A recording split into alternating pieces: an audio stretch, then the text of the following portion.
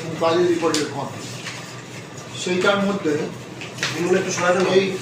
এই যে লাইন স্টুডেন্টদেরকে ফোর্সফুলি কলেকচার করে আপনি মেয়েদের, এটা একটা রিপোর্টের কপি আমি আপনাকে তার মধ্যে দেখাচ্ছি, একটা রিটেন রেকর্ড। এবার তার এগেন্স্ট কোনো সইও আছে। এই ছেলেদেরকে মানে মুখ্যমন্ত্রী হিসাবে কি করেছেন? আপনার টিএমসিপি লোক ডাক্তারদের মারধর করেছে, টাকা নিয়েছে, তোলাবাজি করেছে, কি করেছেন? তাদের এগেনস্টে পুলিশ কেস হয়েছে। আপনি হেলথ ডিপার্টমেন্ট কি অ্যাকশন নিয়েছেন? আপনাদের জোরটা শুধু আক্তার আলী পেছনে লাগাও, লজ্জা করা উচিত। লজ্জে ইমান বিক্রি করে রেখে দিয়েছে। সাসপেন্ড কেন? টিএমসিপির লোক বলে। টিএমসিপির লোক বলে মানে কি? যা খুশি করবে, আমাদের বাড়ির মেয়েদেরকে নিয়ে যাবে পলিটিক্যাল র্যালিতে, করবে। আমি চুপচাপ বসে থাকবো? আমার রক্ত গরম হয় না? আমি একটা বাবা না? এই দেশের নাগরিক না? আমি লড়বো, আমি ছাড়বো না। সেই জন্য আমি বলছি, আমি দুর্নীতি নিয়ে লড়বো, আমি মেয়েদের সুরক্ষা নিয়ে লড়বো। উত্তর দিনাজপুর জেলার কালিয়াগঞ্জ স্টেট জেনারেল হাসপাতালের ডেপুটি সুপার আক্তার আলীকে সাসপেন্ড করল পশ্চিমবঙ্গ স্বাস্থ্য দফতর। আরজিকরের ডেপুটি সুপার থাকাকালীন আরজিকর হাসপাতালের অন্দরে দুর্নীতির অভিযোগ তুলে কলকাতা হাইকোর্টের দ্বারস্থ হয়েছিলেন আক্তার আলী। হাইকোর্টের নির্দেশে এই দুর্নীতি মামলায় সিবিআই এর হাতে গ্রেফতার হন আরজিকরের তৎকালীন সুপার সন্দীপ ঘোষ সহ মোট 5 জন। আরজিকর দুর্নীতি মামলার মুখ আক্তার আলী সম্প্রতি অনলাইনে বিজেপির সদস্যপদ গ্রহণ করেছে। বাজারে গুঞ্জন 26-এর বিধানসভা নির্বাচনে পদ্মপ্রার্থী হতে চলেছেন আক্তার আলী। বিধানসভায় প্রার্থী হওয়ার পথ পরিষ্কার রাখতেই সম্প্রতি আক্তার আলী স্বাস্থ্য দপ্তরের চাকরি থেকে ইস্তফা পেশ করেছেন। আরজিকর দুর্নীতি মামলায় রাজ্য সরকারকে চরম বিপক্ষে ফেলা আক্তার আলীর ইস্তফা মঞ্জুর করেনি পশ্চিমবঙ্গ স্বাস্থ্য দপ্তর। আক্তার আলী জানান, সাসপেনশন লেটার হাতে পেয়েছে, তিনি রিসিভ করেছেন, তবে তিনি আইন মেনে এই সাসপেনশনের বিরুদ্ধে কোর্টে মামলা করবেন। শুধু তাই নয়, তিনি আরো বলেন, রাজ্য সরকারের স্বাস্থ্য দপ্তরে যে দুর্নীতি হয়েছে সেই দুর্নীতির বিরুদ্ধে তিনি লড়বেন, নারীদের সুরক্ষা দিতে তিনি লড়বেন এবং তিনি এও বলেন এই লড়াই তিনি জারি রাখবেন। হ্যাঁ, আমি সাসপেনশন লেটার হাতে পেলাম।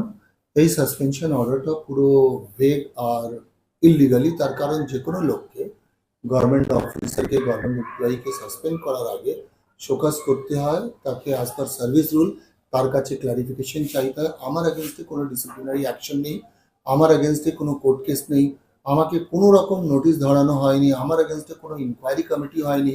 আমি যেহেতু রেজিগনেশন সাবমিট করেছিলাম 13ই অক্টোবর, আপনারা জানেন, এবং আমি সার্ভিস থেকে বেরোতে চাইছিলাম। ইন বিটুইন আমি বিজেপির একটা অনলাইন মেম্বারও হয়েছিলাম, সেটাও আমি মিডিয়াকে জানিয়ে দিয়েছিলাম।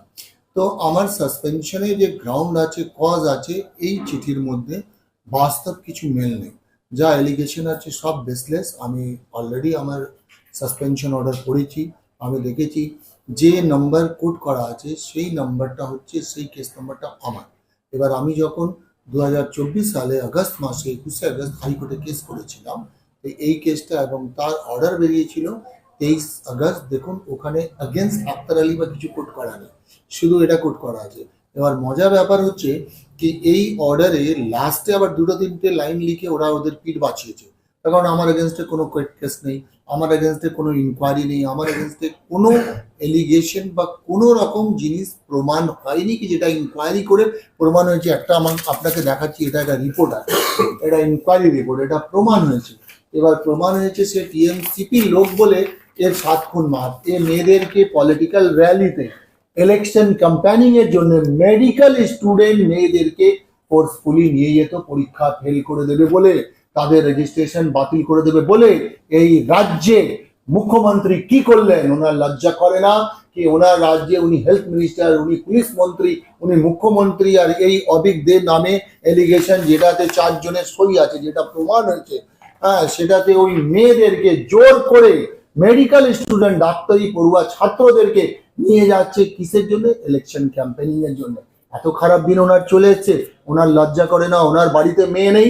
এই রকম যদি স্বাস্থ্যমন্ত্রী হয়, আমি দাওয়া করব স্বাস্থ্যমন্ত্রী হিসাবে উনি পেয়ে যাবেন। উনি স্বাস্থ্য দপ্তরের করাপশন, দুর্নীতিকে কন্ট্রোল করতে পারছেন না, ওনার প্রিন্সিপাল সেক্রেটারি কন্ট্রোল করতে পারছে না, ওনার এগেনস্টে কত এলিগেশন জুনিয়র ডাক্তার থেকে আরম্ভ করে, কিন্তু উনি ওনাকে সরাননি। তার কারণ তোলাবাজি করে বলে, টাকা তুলতে হবে, সামনে ইলেকশন।